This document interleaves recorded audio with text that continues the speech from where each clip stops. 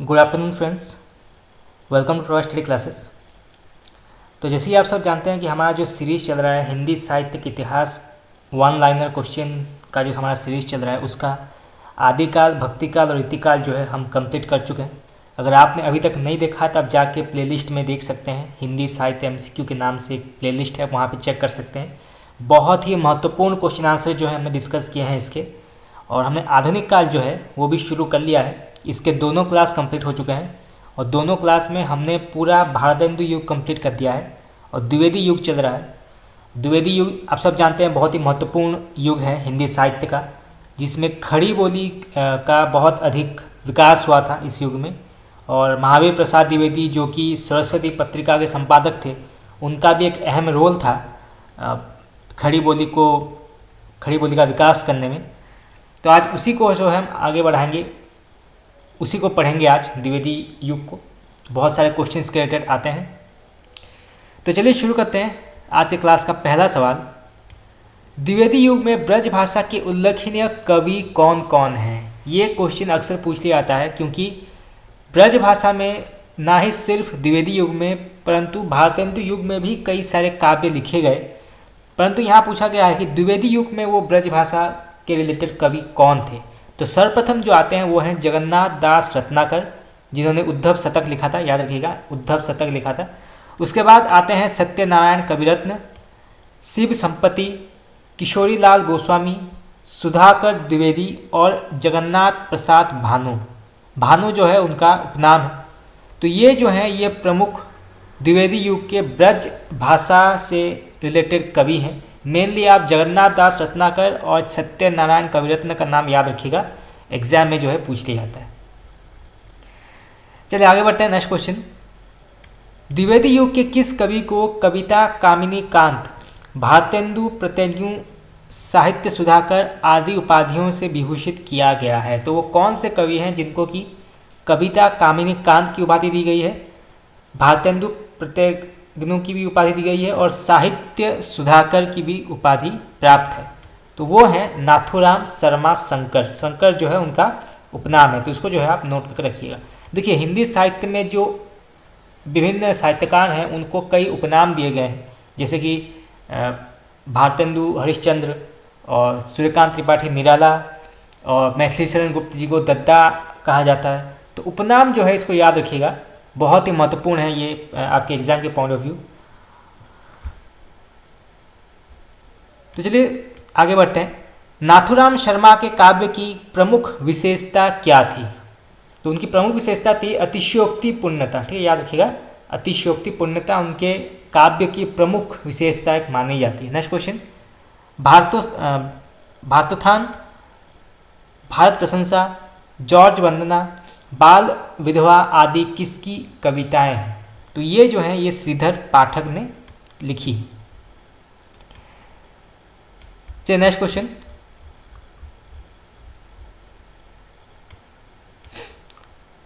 श्रीधर पाठक द्वारा ब्रज भाषा में रचित काव्य कृति कौन सी है?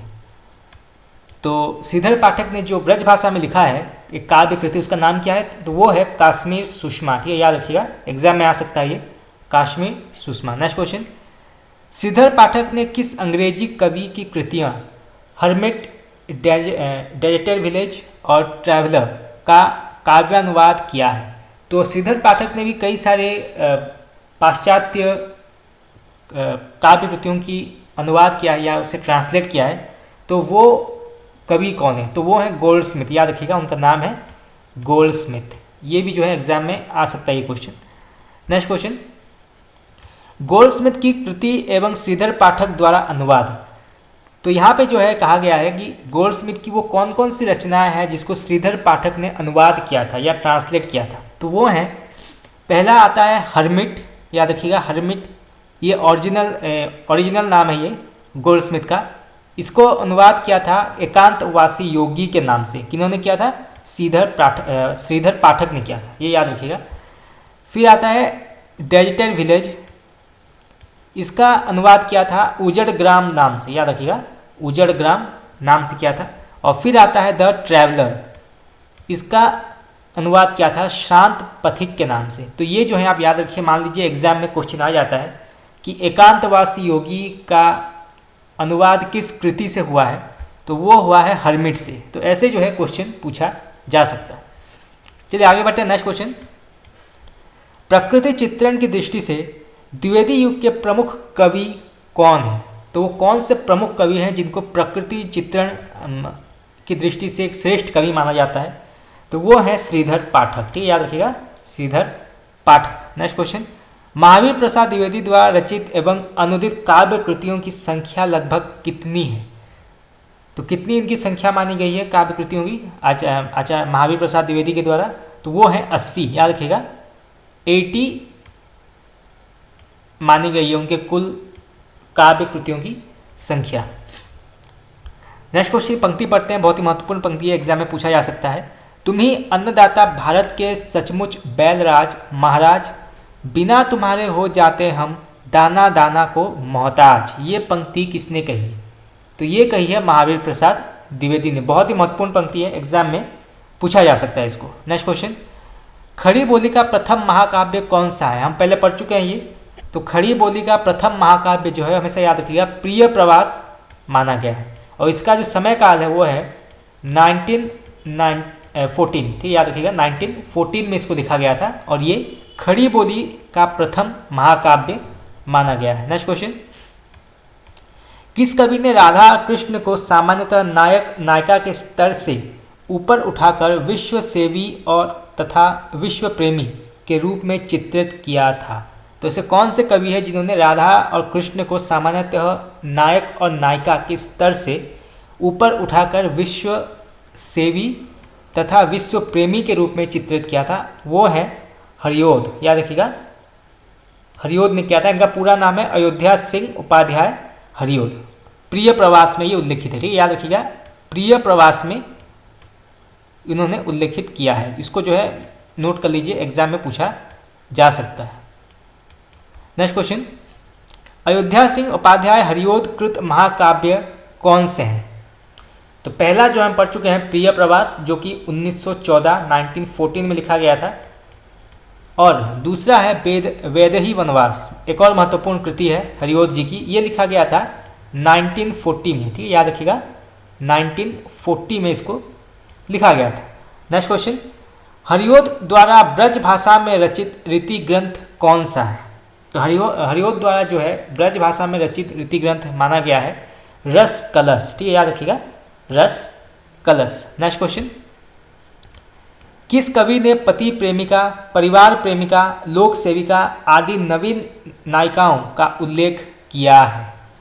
तो कौन से कवि हैं जिन्होंने कि पति प्रेमिका, परिवार प्रेमिका, लोक सेविका आदि नवीन नायिकाओं का उल्लेख किया है? तो वो हैं हरिओद। ठीक है, याद रखिएगा, हरिओद। Next question.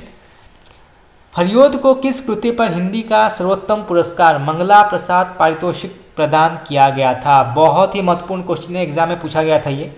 तो वो कौन सी कृति है जिसकी वजह से हरिओद जी को हिंदी का सर्वोत्तम पुरस्कार मंगला प्रसाद पारितोषिक प्रदान किया गया था? तो वो है प्रिय प्रवास। ठीक है, याद रखिएगा, प्रिय प्रवास की वजह से उनको ये प्राप्त हुआ था, जो लिखा गया था 1914 में।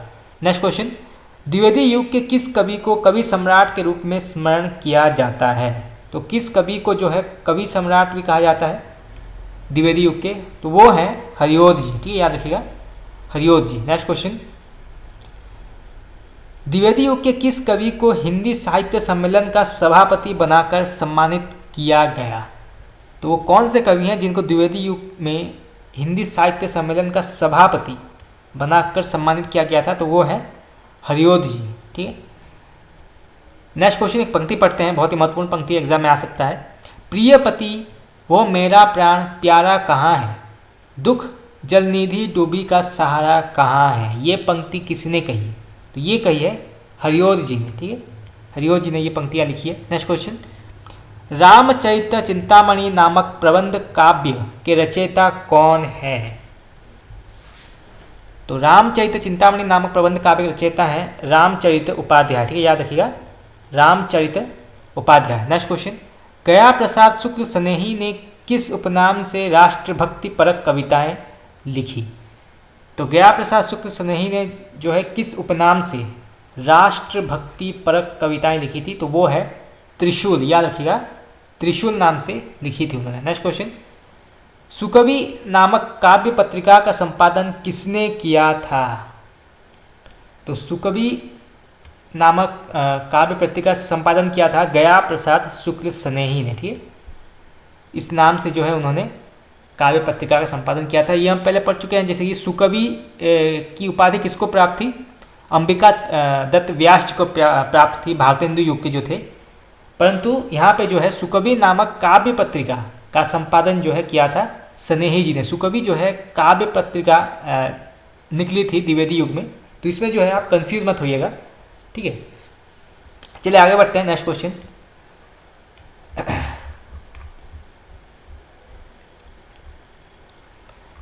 मैथिली शरण गुप्त की आरंभिक रचनाएं किस पत्रिका में प्रकाशित होती थी? बहुत ही महत्वपूर्ण सवाल है। तो ये प्रकाशित होती थी कलकत्ता से निकलने वाली वैश्योपकारक में, ठीक है, याद रखिएगा, वैश्योपकारक में ये प्रकाशित होती थी आरंभिक उनकी रचनाएं मैथिली शरण गुप्त जी। तो बहुत ही महत्वपूर्ण है, इसको आप नोट कर दीजिए कॉपी में। नेक्स्ट क्वेश्चन, मैथिली शरण गुप्त की प्रथम काव्य कृति कौन सी है? एक और महत्वपूर्ण सवाल है, एग्जाम में कई बार पूछा गया है।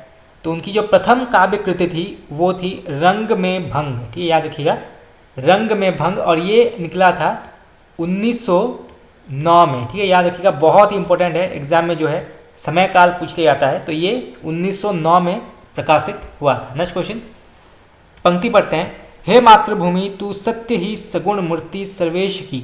ये पंक्ति किसकी है? देखिए छोटा सा पंक्ति है, वन लाइनर पंक्ति है, तो पूछे जाने के चांसेस जो है अधिक बढ़ जाते हैं।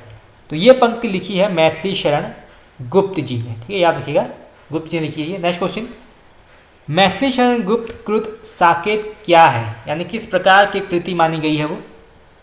तो मैथिली शरण गुप्त कृत साकेत जो है ये एक महाकाव्य है, ठीक है, याद रखिएगा, महाकाव्य के तौर पर इसको माना गया है। नेक्स्ट क्वेश्चन, रामचरितमानस के बाद हिंदी में राम काव्य का दूसरा स्तंभ कौन सा माना जाता है? यहाँ कौन सी कृति जो है मानी गई है, यानी कि कितना बड़ा वो या कितना महान कृति होगा जिसको रामचरितमानस के बाद इतना श्रेष्ठ रचना माना जाता है? तो वो है मैथिली शरण गुप्त कृत साकेत, ठीक है। साकेत को जो है रामचरितमानस के बाद हिंदी का दूसरा सबसे बड़ा महत्वपूर्ण कृति माना गया है। नेक्स्ट क्वेश्चन, द्विवेदी युग के श्रेष्ठ प्रबंधकार कौन है? तो द्विवेदी युग के श्रेष्ठ प्रबंधकार थे मैथिली शरण गुप्त। नेक्स्ट क्वेश्चन, मैथिली शरण गुप्त ने कितने महाकाव्य और खंड काव्य लिखे? बहुत ही महत्वपूर्ण क्वेश्चन है, एग्जाम में जो है पूछा जा सकता है इसको। तो मैथिली शरण गुप्त ने कुल 2 महाकाव्य लिखे हैं, ठीक है, याद रखिएगा, 2 महाकाव्य लिखे हैं और 19 खंड काव्य लिखे हैं।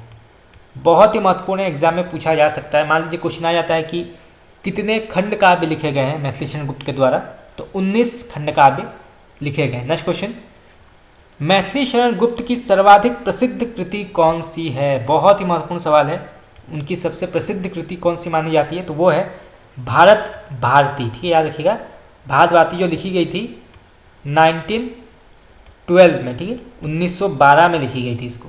नेक्स्ट क्वेश्चन, मैथिली शरण गुप्त कृत अनुदित काव्य कृतियाँ कौन सी है, यानी कि उन्होंने कौन कौन सी रचनाएं जो हैं अनुवाद किया है? तो वो है, पहला आता है पलासी का युद्ध, मेघनाद वध, वृत संहार, उमर खयाम की रुबाइयाँ। ये 4 महत्वपूर्ण रचनाएं हैं जिनको अनुदित काव्य कृतियाँ मानी जाती है गुप्त जी की, ठीक है। इसको जो है आप नोट कर लीजिए, 4 ही रचनाएं हैं, तो आसानी से आप इसको याद कर पाएंगे। नेक्स्ट क्वेश्चन, राम नरेश त्रिपाठी कृत खंड काव्य कौन कौन से हैं? एक और महत्वपूर्ण कवि हैं ये द्विवेदी युग के। तो प्रमुख खंड काव्य कौन कौन से हैं राम नरेश त्रिपाठी जी के? तो पहला आता है मिलन, पथिक और स्वप्न। ये 3 महत्वपूर्ण खंड काव्य हैं त्रिपाठी जी के। नेक्स्ट क्वेश्चन, किस कवि ने कविता कौमुदी के 8 भागों में हिंदी, उर्दू, बंगला एवं संस्कृत की कविताओं का संकलन एवं संपादन किया है? बहुत ही महत्वपूर्ण सवाल है, फिर से पढ़ते हैं कि किस कवि ने कविता कौमुदी के 8 भागों में हिंदी, उर्दू, बंगला एवं संस्कृत की कविताओं का संकलन और संपादन दोनों किया है? तो वो थे राम नरेश त्रिपाठी। बहुत ही महत्वपूर्ण सवाल है, एग्जाम में आ सकता है ये। चलिए आगे बढ़ते हैं। नेक्स्ट क्वेश्चन, द्विवेदी युग के किस कवि को अपनी साहित्यिक सेवाओं के कारण काव्य विनोद तथा साहित्य वाचस्पति की उपाधियां प्राप्त हुई थी? तो वो कौन से कवि थे जिनको अपनी साहित्यिक सेवाओं के कारण जो है काव्य विनोद, याद रखिएगा ये सारे जो उपनाम है याद रखिएगा, काव्य विनोद की उपाधि तथा साहित्य वाचस्पति की उपाधि प्राप्त हुई थी? तो वो है लोचन प्रसाद पांडे। ठीक है, लोचन प्रसाद पांडे। नेक्स्ट क्वेश्चन, द्विवेदी युग के किन कवियों ने पूर्व ब्रज भाषा में काव्य रचना की किंतु बाद में खड़ी बोली में रचना करने लगे? तो वो कौन कौन से कवि हैं जिन्होंने पहले तो ब्रज भाषा में काव्य रचना की थी परंतु बाद में खड़ी बोली में भी रचना करने लगे? ये बहुत ही महत्वपूर्ण सवाल है, एग्जाम में पूछा जा सकता है। तो वो आते हैं पहले श्रीधर पाठक, फिर आते हैं हरिओध, फिर नाथुराम शर्मा शंकर। ये तीन महत्वपूर्ण कवि पहले ब्रज में रचनाएं करते थे, काव्य रचना करते थे, फिर बाद में इन्होंने खड़ी बोली में रचना लिखना शुरू किया। नेक्स्ट क्वेश्चन, द्विवेदी युग के किन कवियों ने नवीन शैली की कविता खड़ी बोली में तथा प्राचीन शैली में कविता ब्रज भाषा में लिखा? फिर से पढ़ते हैं क्वेश्चन कि द्विवेदी युग के किन कवियों ने नवीन शैली की कविता खड़ी बोली में तथा प्राचीन शैली की कविता ब्रज भाषा में लिखा था? देखिए बहुत ही कंफ्यूज करने वाला क्वेश्चन है। तो वो हैं, पहले आते हैं राय देवी प्रसाद पुण्य तथा लाला भगवान दीन। ये दो प्रमुख कवि हैं जिन्होंने की नवीन शैली लिखा था खड़ी बोली में और प्राचीन शैली लिखा था ब्रज भाषा। नेक्स्ट क्वेश्चन, छोटी सी पंक्ति है, वन लाइनर पंक्ति, सब मिली पूज्य भारत माही बंदो भारत भूवि महतारी। ये पंक्ति किसने लिखी है? देखिए छोटी सी पंक्तियाँ जो होती है, छोटी छोटी वन लाइनर पंक्तियाँ, ये अक्सर एग्जाम में पूछे जाते हैं।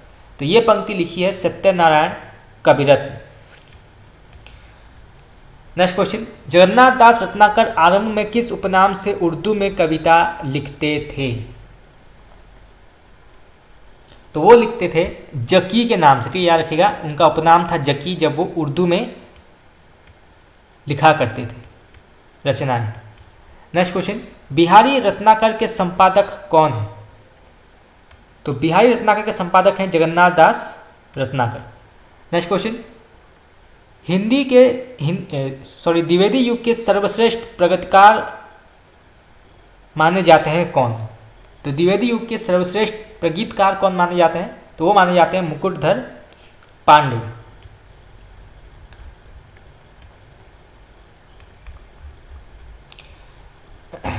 चलिए नेक्स्ट क्वेश्चन,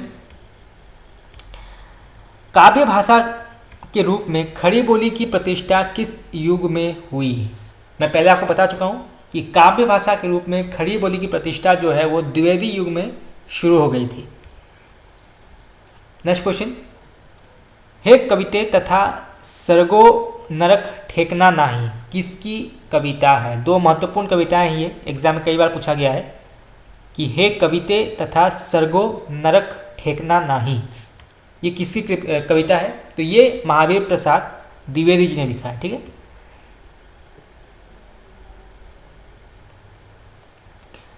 चलिए नेक्स्ट क्वेश्चन, गढ़बंडा रहस्य किसकी काव्य कृति है? तो ये जो है ये नाथुराम शर्मा शंकर जी ने लिखी है। नेक्स्ट क्वेश्चन, गांधी गौरव किसकी रचना है? तो ये लिखा है गोकुल चंद्र शर्मा। ठीक है, याद रखिएगा गोकुल चंद्र शर्मा। चलिए कथन पढ़ते हैं, चींटी से लेकर हाथी पर्यंत, पशु भिक्षुक से लेकर राजा पर्यंत, मनुष्य बिंदु से लेकर समुद्र पर्यंत जल, अनंत आकाश अनंत पृथ्वी अनंत पर्वत सभी पर कविता हो सकती है। बहुत ही महत्वपूर्ण पंक्ति है ये। तो ये कथन किसने कहा है?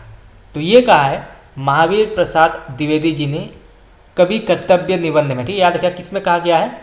कवि कर्तव्य निबंध में जो है उन्होंने इसको कहा है। मेनली आप जो है ये याद रखिए कि ये कथन किसके द्वारा कहा गया है? तो ये कहा गया है महावीर प्रसाद द्विवेदी के द्वारा। उन्होंने यहाँ पे ये समझाया है कि किसी भी तत्व या किसी भी वस्तु, किसी भी स्थान, किसी भी पदार्थ पर जो है कविता लिखी जा सकती है। उन्होंने बहुत ही सरल भाषा में इसको समझाया है। नेक्स्ट क्वेश्चन, सरस्वती में प्रकाशित राजा रवि वर्मा तथा बाबू ब्रजभूषण राय चौधरी के चित्रों पर किन कवियों ने कविताएं लिखी? बहुत ही महत्वपूर्ण सवाल है। तो ये लिखी, पहले आते हैं महावीर प्रसाद द्विवेदी, मैथिली शरण गुप्त, नाथुराम शर्मा शंकर और राय देवी प्रसाद पुण्य। ये चार जो हैं इन्होंने सरस्वती में प्रकाशित राजा रवि वर्मा तथा बाबू ब्रजभूषण राय चौधरी के चित्रों पर जो है कविताएं लिखी थी। नेक्स्ट क्वेश्चन, द्विवेदी युग के प्रमुख व्यंग्यकार कवि कौन हैं? तो वो कौन कौन से कवि हैं जो कि द्विवेदी युग के व्यंग्यकार माने जाते हैं? तो वो हैं पाल मुकुंद गुप्त, नाथुराम शर्मा शंकर, ईश्वरी प्रसाद शर्मा, जगन्नाथ प्रसाद चतुर्वेदी। ये चार प्रमुख जो हैं व्यंग्यकार कवि माने गए हैं। नेक्स्ट क्वेश्चन, पद्य कथा विकट भट्ट किसकी रचना है? बहुत ही महत्वपूर्ण सवाल है। तो ये जो है ये मैथिली शरण गुप्त जी की रचना मानी गई है। नेक्स्ट क्वेश्चन, खंड काव्य मौर्य विजय जो कि लिखा गया था 1914 में, ये किसकी रचना है? तो ये लिखा था सिया राम शरण गुप्त जी ने। ठीक है।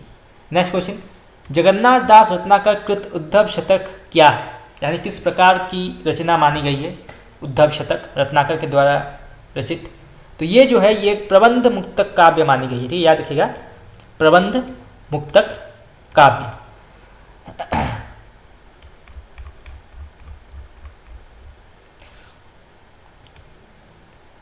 चलिए नेक्स्ट क्वेश्चन, द्विवेदी युग के उल्लेखनीय प्रगीतकार कौन कौन से हैं? तो वो हैं मुकुटधर पांडे और मैथिली शरण गुप्त। ये दो जो हैं प्रमुख प्रगीतकार माने जाते हैं द्विवेदी युग के। चलिए आगे बढ़ते हैं। एक छोटा सा टेबल यहाँ पे दिया गया है कि ऐसे कवि जिन्होंने कौन कौन से छंदों का प्रयोग किया है द्विवेदी युग में। तो ऐसे कौन से कवि थे द्विवेदी युग में जिन्होंने किन किन प्रकार के छंदों का प्रयोग किया है अपनी रचनाओं में, ये भी पढ़ना आवश्यक है क्योंकि एग्जाम में जो है पूछ लिया जाता है ये अक्सर। तो पहले जो आते हैं वो है मैथिली शरण गुप्त। याद रखिएगा, मैथिली शरण गुप्त इन्होंने हरिगीतिका, याद रखिएगा बहुत ही महत्वपूर्ण यहाँ से क्वेश्चन आ सकता है, हरिगीतिका छंद का प्रयोग किया था अपनी रचनाओं को लिखने में। तो इसको जो है आप नोट करके रखिएगा कॉपी में। फिर आते हैं अयोध्या सिंह उपाध्याय हरिओद। इन्होंने वर्णिक छंद तथा उर्दू शैली के चौपदों में रचनाएं गढ़ी थी। ठीक, वर्णिक छंद तथा उर्दू शैली में चौपदों में इन्होंने रचनाएं गढ़ी थी।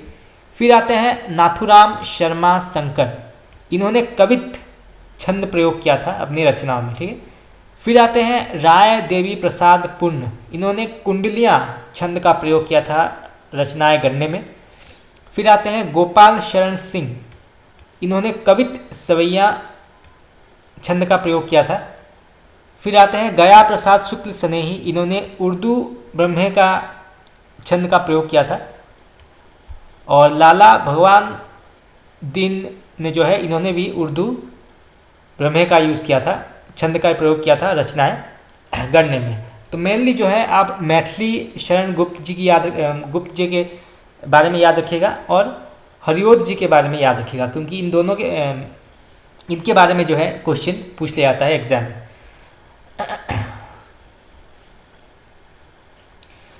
चलिए आगे बढ़ते हैं। नेक्स्ट क्वेश्चन, मैकाले के अंग्रेजी खंड काव्य होरेसिस का ब्रज भाषा में काव्य अनुवाद किसने किया था? ये हम पहले पढ़ चुके हैं, फिर से आया क्वेश्चन। देखिए जो क्वेश्चन बार बार रिपीट हो रहे हैं यानी कि बहुत ही महत्वपूर्ण क्वेश्चन हैं वो, इसलिए बार बार कई बार रिपीट हो रहे हैं। तो मैकाले की अंग्रेजी खंड काव्य होरेसिस का काव्य अनुवाद किया था ब्रज में सत्यनारायण कविरत्न ने। ठीक, याद रखिएगा, सत्यनारायण कविरत्न ने इनको लिखा था। नेक्स्ट क्वेश्चन, भवभूति के दो नाटकों उत्तर रामचरित तथा मालती माधव का ब्रज में काव्य अनुवाद किसने किया था? तो ये भी किया था सत्यनारायण कविरत्न जी ने। ठीक है, याद रखिएगा दो नाटकों को, भवभूति के जो दो नाटक थे उत्तर रामचरित तथा मालती माधव, इनका ब्रज में काव्य अनुवाद किया था सत्यनारायण कविरत्न ने। मान लीजिए क्वेश्चन आ जाता है कि सत्यनारायण कविरत्न ने जो दो नाटकों की काव्य अनुवाद किया था उत्तर रामचरित तथा मालती माधव, उसके लेखक कौन है? तो इसका करेक्ट आंसर होगा भवभूति। ठीक है, तो ऐसे भी जो है घुमा फिरा कर क्वेश्चन पूछा जाता है। नेक्स्ट क्वेश्चन, पोप के ऐसे ऑन क्रिटिसिज्म का रोला छंद के अनुवाद किसने किया था? तो ऐसे ऑन क्रिटिसिज्म जो रचना है पोप का, रोला छंद में अनुवाद किसने किया था?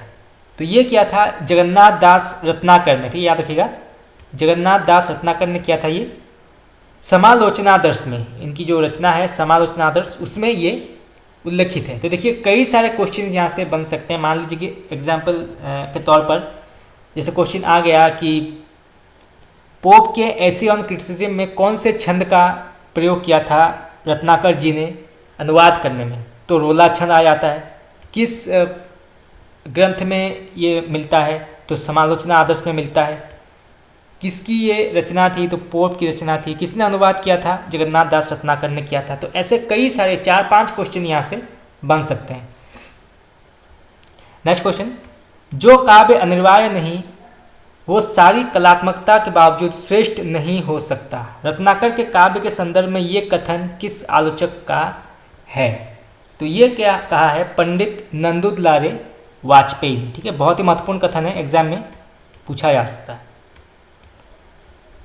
नेक्स्ट क्वेश्चन, ब्रजभाषा का आधुनिक काल में अंतिम बड़ा कवि किसे कहा जा सकता है? बहुत ही महत्वपूर्ण सवाल है, क्योंकि ब्रजभाषा का आधुनिक काल में अंतिम बड़ा कवि, ठीक है, अंतिम बड़ा कवि वो हैं, तो वो कौन से हैं?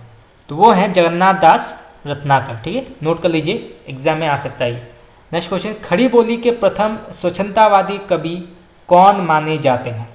ये भी कई बार एग्जाम में पूछा गया है कि खड़ी बोली के प्रथम स्वच्छंदतावादी कवि जो है वो कौन है? तो वो हैं श्रीधर पाठक। ठीक है, श्रीधर पाठक। नेक्स्ट क्वेश्चन, गुणवंत हेमंत जो लिखा गया था 1900 में, इसकी कविता किसकी है?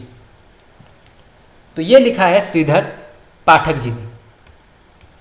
नेक्स्ट क्वेश्चन, हरियोधकृत प्रिय प्रवास की भाषा की विशेषता क्या थी? तो प्रिय प्रवास जो है इसकी विशेषता क्या थी? तो इसकी भाषा की विशेषता थी तत्सम प्रधानता। तो इसमें तत्सम शब्दों का प्रयोग किया गया था अधिकतर प्रिय प्रवास में, हरियोध द्वारा रचित। तो इसको जो है आप नोट कर रखिएगा, एग्जाम में पूछा जा सकता है इसको। नेक्स्ट क्वेश्चन, मार्क्स की पुत्री जैनी पर जैनी नामक कृति किसने लिखी थी? तो मार्क्स की पुत्री जैनी पर जैनी नामक कृति किसने लिखी थी? तो ये लिखी थी मैथिली शरण गुप्त ने। नेक्स्ट क्वेश्चन, राष्ट्र कवि कौन कहलाते हैं? इनको जो है एक और उपाधि प्राप्त हुई थी राष्ट्र कवि, तो वो कौन है? वो है मैथिली शरण गुप्त। इनको राष्ट्र कवि भी कहा जाता है, दद्दा भी कहा जाता है। तो कुछ भी जो है एग्जाम में पूछा जा सकता है। नेक्स्ट क्वेश्चन, विकट भट्ट, गुरुकुल, किसान, सिद्धराज, जय भारत, पंचवटी, जैनी आदि किसकी काव्य कृतियाँ हैं? तो ये जो हैं ये मैथिली शरण गुप्त जी की महत्वपूर्ण रचनाएं या काव्य कृतियाँ मानी गई है।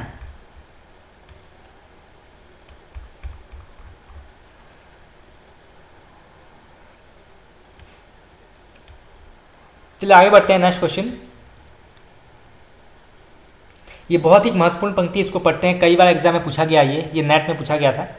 अबला जीवन हाय तुम्हारी यही कहानी, आंचल में है दूध और आंखों में पानी। ये पंक्ति किसने लिखी है? बहुत ही प्रसिद्ध पंक्ति है, आपने अक्सर सुना होगा ये। तो ये किसने लिखी है?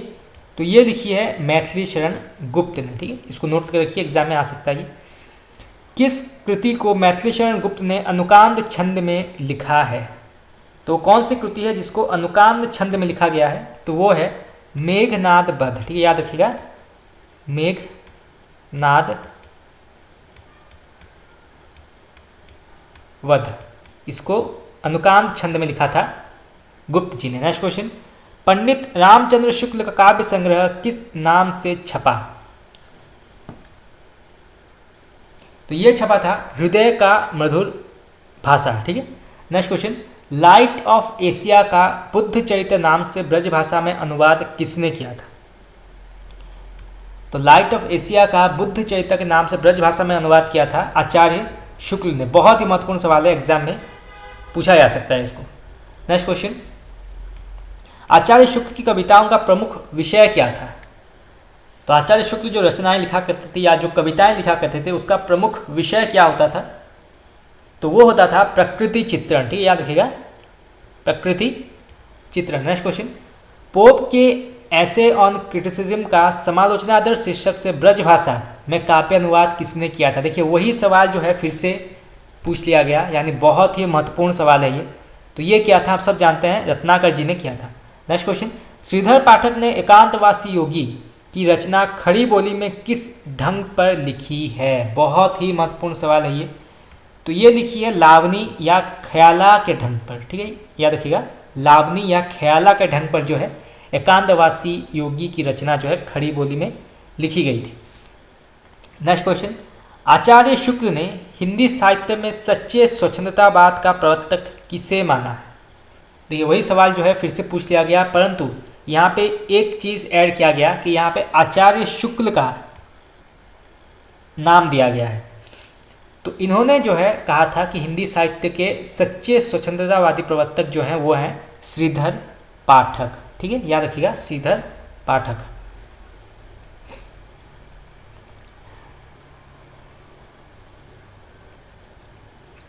चलिए नेक्स्ट क्वेश्चन, एक बहुत ही प्रसिद्ध कथन है, जब पंडितों की काव्य भाषा स्थिर होकर उत्तरोत्तर आगे बढ़ती हुई लोक भाषा से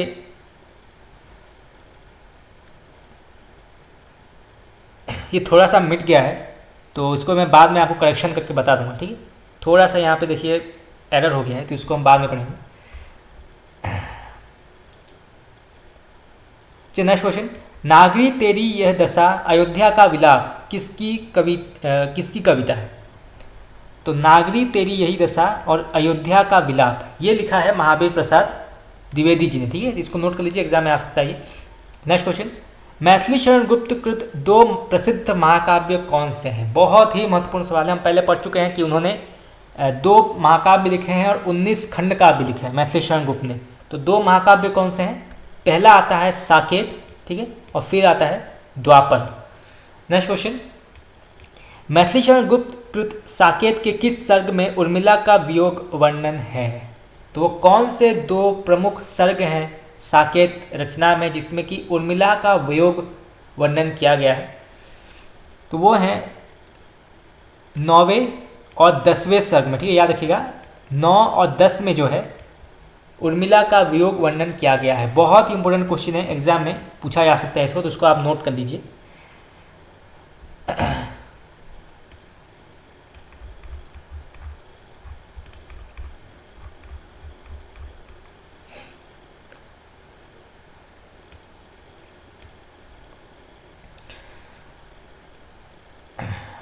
चलिए आगे बढ़ते हैं, कथन पढ़ते हैं। गुप्त जी वास्तव में सामंजस्यवादी कवि हैं, प्रतिक्रिया का प्रदर्शन करने वाले अथवा मद में घूमने वाले कवि नहीं। सब प्रकार की उच्चता से प्रभावित होने वाला हृदय उन्हें प्राप्त है। प्राचीन के प्रति पूज्य भाव और नवीन के प्रति उत्साह दोनों इनमें है। ये कथन, ये प्रसिद्ध कथन जो है गुप्त जी के बारे में किसने कहा है? तो ये कहा है आचार्य शुक्ल जी ने। ठीक है, याद रखिएगा, आचार्य शुक्ल जी ने प्रसिद्ध कथन कहा है। चलिए नेक्स्ट क्वेश्चन, उपेक्षिता उर्मिला की साहित्य में प्रतिष्ठा किस कवि ने की थी? तो वो की थी मैथिली शरण गुप्त जी ने। मैथिली शरण गुप्त जो थे उन्होंने पहली बार उन्होंने ही सोचा था कि उर्मिला का वियोग भी दिखाया जाए। तो बहुत ही सफल प्रयास था मैथिली शरण गुप्त जी का साकेत के रूप में। नेक्स्ट क्वेश्चन, आचार्य शुक्ल ने गुप्त जी की रचनाओं की कितनी अवस्थाएं लक्षित की है? बहुत ही महत्वपूर्ण सवाल है। तो ये की है 3, ठीक, याद रखिएगा, टोटल 3 अवस्थाएं लक्षित की थी आचार्य शुक्ल ने गुप्त जी की रचनाओं में। नेक्स्ट क्वेश्चन, गोल्डस्मिथ के हर्मिट एकांतवासी योगी का संस्कृत श्लोकों में अनुवाद किस कवि ने किया था? एक और महत्वपूर्ण सवाल है। तो ये किया था संस्कृत में अनुवाद गिरिधर शर्मा नवरत्न ने। ठीक, याद रखिएगा, गिरिधर शर्मा नवरत्न। इसको आप नोट कर लीजिए, एग्जाम में पूछा जा सकता है। नेक्स्ट क्वेश्चन, माघ के शिशुपाल वध के 2 सर्गों का अनुवाद हिंदी माघ के नाम से किस कवि ने किया था? एक और महत्वपूर्ण सवाल है। तो ये क्या था गिरिधर शर्मा नवरत्न। नेक्स्ट क्वेश्चन, मृगी दुखमोचन किसकी रचना है? तो मृगी दुखमोचन जो है ये पंडित लोचन प्रसाद पांडे की रचना मानी गई है। नेक्स्ट क्वेश्चन, नए मन का स्वागत, नवीन समस्तर का स्वागत आदि किसकी रचना है? तो ये लिखा है राय देवी प्रसाद पुण्य ने। ठीक है, चलिए नेक्स्ट क्वेश्चन, लाला भगवान दिन किस उपनाम से कविता लिखते थे? बहुत ही महत्वपूर्ण सवाल है।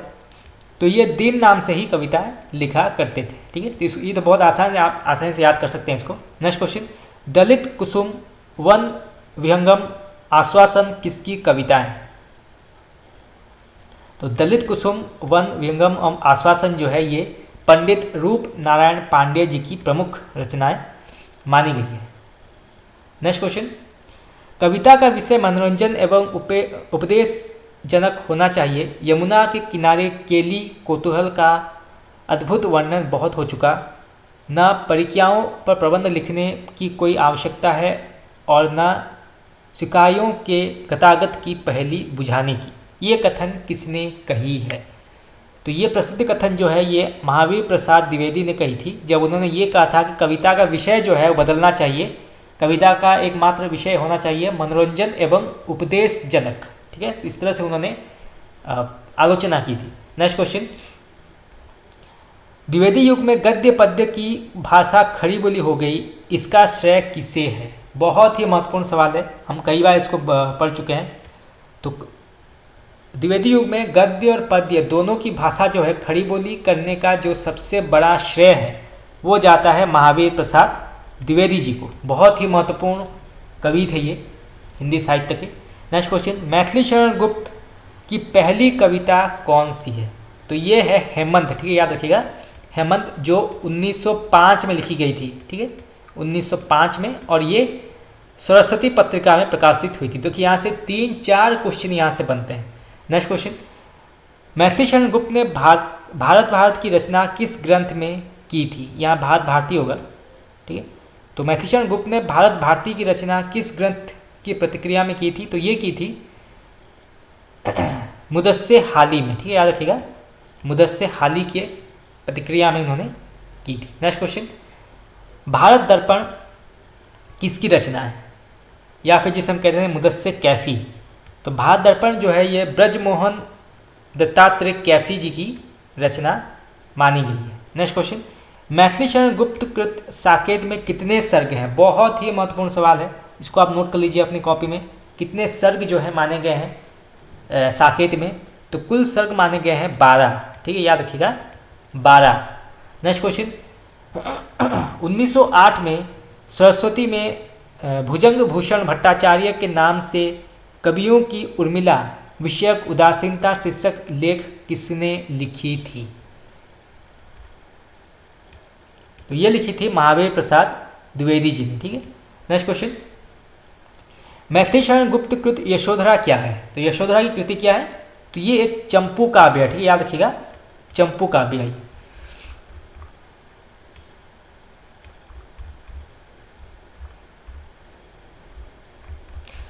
अच्छा, नेक्स्ट क्वेश्चन, काबा और करबला किसकी रचना है? तो ये हम पहले पढ़, ये हम कई बार ये एग्जाम में आ चुका है। तो ये जो है मैथिली शरण गुप्त जी की रचना मानी गई है। नेक्स्ट क्वेश्चन, किस कवि ने अपने को कौटुंबिक कवि मात्र कहा है? तो ये कहा है मैथिली शरण गुप्त जी ने।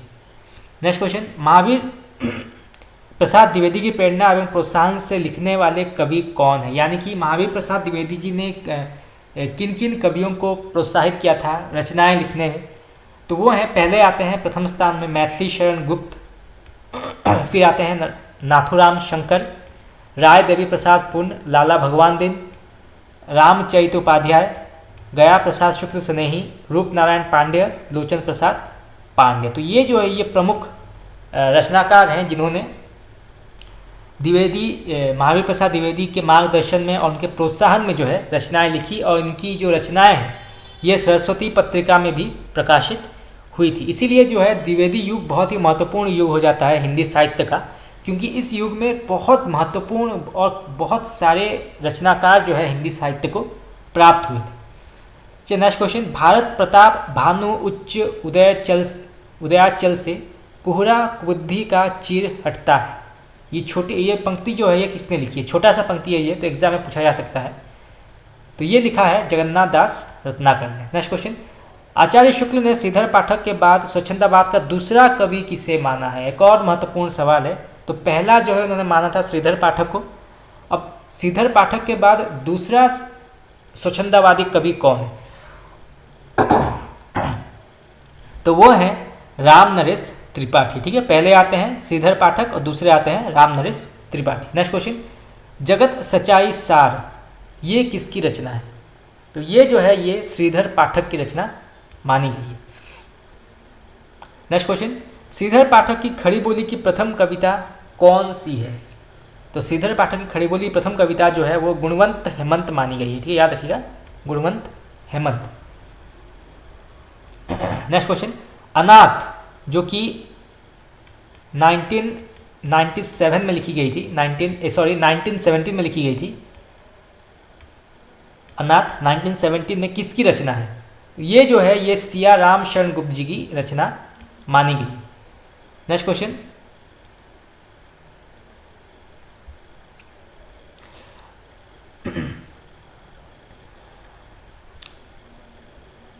द्विवेदी युग के किस कवि को हरि गीतिका का बादशाह माना जाता है? ये हम पहले पढ़ चुके हैं और बहुत ही महत्वपूर्ण सवाल है और बार बार ये सवाल आ रहा है। तो हरि गीतिका का बादशाह जो है वो मैथिली शरण गुप्त जी को कहा जाता है। नेक्स्ट क्वेश्चन, महावीर प्रसाद द्विवेदी और हिंदी नवजागरण किसकी पुस्तक है? बहुत ही प्रसिद्ध पुस्तक है ये द्विवेदी युग का। तो ये जो है ये रामविलास शर्मा जी की पुस्तक मानी गई है। तो इसको जो है आप नोट करके रखिएगा। नेक्स्ट क्वेश्चन, पांडेय बंधु कौन थे? तो पांडेय बंधु थे लोचन प्रसाद पांडेय और मुकुटधर पांडेय। ये दोनों को जो है इन दोनों कवियों को जो है पांडेय बंधु भी कहा जाता है।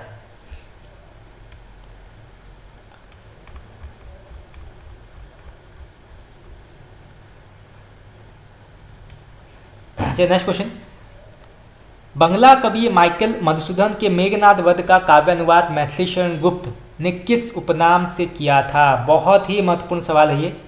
तो मेघनाद वध का काव्यानुवाद जो है किया था मैथिली शरण गुप्त ने मधुप नाम से। ठीक, याद रखिएगा, मधुप नाम से उन्होंने इसका अनुवाद किया था मेघनाद वध का। नेक्स्ट क्वेश्चन, महाकाव्य दैत्य वंश के रचयिता कौन है? तो इसके रचयिता है हरदयालु सिंह। ठीक है, याद रखिएगा, हरदयालु सिंह। नेक्स्ट क्वेश्चन, रत्नाकर ने खड़ी बोली में कितने कवित्व लिखे हैं? तो लिखे हैं कुल टोटल जो है संख्या 2 मानी गई है। ठीक है, अंग्रेजी राज के गुप्तचर विभाग में मैथिली शरण गुप्त की किस कृति का अर्थ जनाना हिंदुस्तान समझा गया? बहुत ही महत्वपूर्ण सवाल है ये, कई बार एग्जाम में पूछा गया है। तो जनाना हिंदुस्तान समझा गया था भारत भारती को। ठीक है, याद रखिएगा, भारत भारती। नेक्स्ट क्वेश्चन, किस कवि ने गांव गांव घर घर घूमकर रात रात भर घरों के पिछवाड़े बैठकर सोहर और विवाह गीतों का चुन चुनकर कविता कौमुदी में संकलित किया? एक और बहुत ही महत्वपूर्ण क्वेश्चन है, कई बार एग्जाम में पूछा गया ये। तो वो कवि हैं राम नरेश त्रिपाठी। ठीक है, याद रखिएगा, राम नरेश त्रिपाठी। नेक्स्ट क्वेश्चन, ग्राम गीतों के संकलन का पहला प्रयास किस कवि ने किया था? तो ये किया था राम नरेश त्रिपाठी जी ने।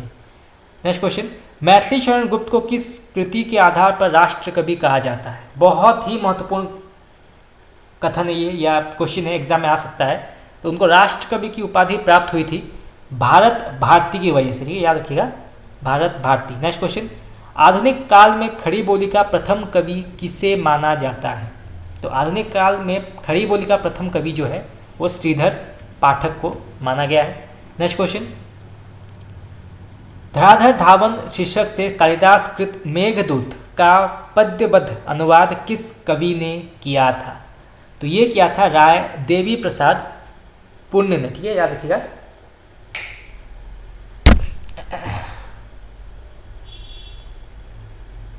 नेक्स्ट क्वेश्चन, द्विवेदी जी के पत्र पाठक जी के नाम जो लिखा गया था 1982 में। ठीक है, याद रखिएगा, 1982 में लिखा गया था। इसके संकलनकर्ता कौन है? तो इसका संकलन करता है पद्मधर पाठक। ठीक है। नेक्स्ट क्वेश्चन, मैथिली शरण गुप्त के गुरु कौन है? बहुत ही महत्वपूर्ण सवाल है। तो इनके गुरु जो माने गए हैं वो है महावीर प्रसाद द्विवेदी।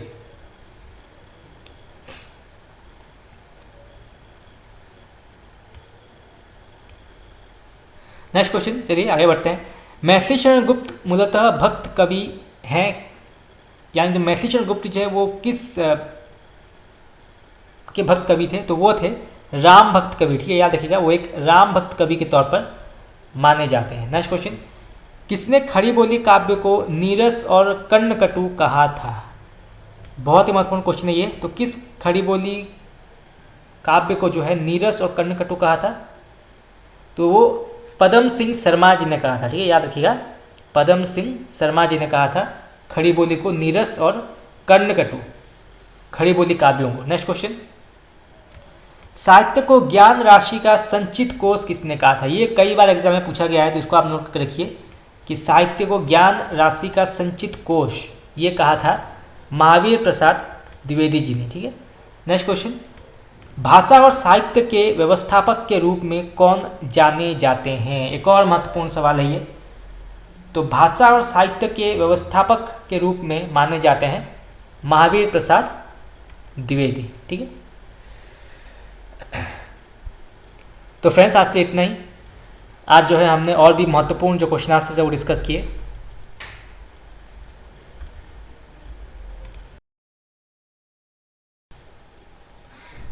आज हमने द्विवेदी युग के और भी जो महत्वपूर्ण क्वेश्चन आंसर्स थे वो डिस्कस किए, और बहुत जल्द जो है द्विवेदी युग जो कंप्लीट हो जाएगा। उसके बाद छायावाद की शुरुआत करेंगे, फिर प्रगतिवाद, प्रयोगवाद, नई कविता, और भी जो महत्वपूर्ण पार्ट्स हैं आधुनिक काल के वो भी हम कंप्लीट करेंगे। और उसके बाद जो है हम पाश्चात्य और भारतीय काव्य शास्त्र भी पढ़ेंगे, और फिर और भी जो MCQs हैं हिंदी साहित्य के वो भी हम डिस्कस करेंगे एग्जाम के पॉइंट ऑफ व्यू, और प्रीवियस ईयर क्वेश्चंस जो हैं वो भी डिस्कस करेंगे। तो आज के लिए इतना ही। आप लोगों को कैसा लगा क्लास आप मुझे बता सकते हैं कमेंट करके। Thank you very much.